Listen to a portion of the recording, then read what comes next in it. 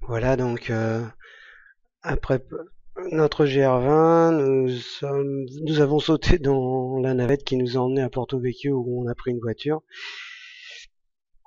Et une fois cette voiture obtenue et deux trois petites courses, ben on a commencé à faire la côte ouest de la Corse pour remonter vers Sagone aux collines du Trio chez Louis et Josette, hein, qui nous ont très gentiment accueillis. Et donc nous voilà arrivés dans ce magnifique lotissement. Louis nous a trouvé une occupation pour les quelques jours que nous allons passer ensemble. Il est à la recherche d'un tuyau d'arrivée d'eau. Donc on va se transformer pendant quelques heures en terrassier, mais on va aussi profiter de la plage qu'il y a juste en bas. Et on va aussi en profiter pour se faire une super soirée resto au Santana, où la vue est assez magnifique avec le coucher de soleil. Bon, la pierre a l'air triste, mais c'est pour rire, hein. Et Josette me regarde alors qu'on a des magnifiques petits desserts dans nos assiettes. Une super soirée passée entre amis, en famille, avec des surfeurs. Les travaux de terrassement continuent le lendemain. On a trouvé un compromis pour descendre donc et pour pouvoir mettre ce sacré compteur d'eau en accès hors propriété. On va aussi se faire une virée un petit peu au-dessus de Sagone dans les calanques de Piana. Pierre est plus rocher que sable. Donc il va se rappeler qu'il y a peut-être une rando à faire dans le coin.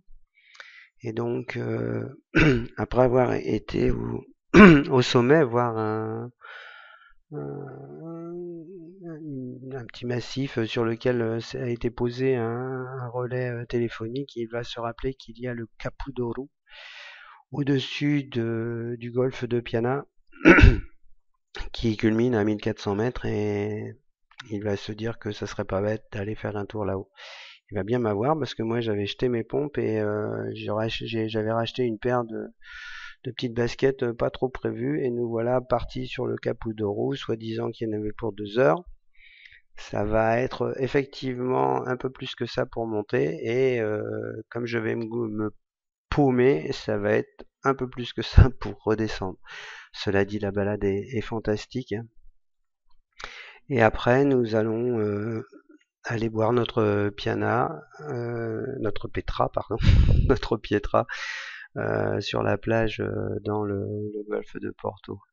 Retour chez Louis et Josette parce qu'effectivement, Volotea nous a annoncé que le vol était reporté. Et puis, ben, avec la voiture, nous allons retraverser toute la Corse du Nord et retrouver des endroits, croiser des endroits où nous sommes passés à pied quelques jours plus tôt et visiter la Corse où finalement on va trouver qu'il y a un petit peu des stations de ski et de ski de fond un petit peu partout. On va également passer la petite pause méridienne au niveau d'un lac de retenue, lac Sidossi, où on va rencontrer le maire du village et le gérant d'une petite gargote. On va discuter très sympathiquement.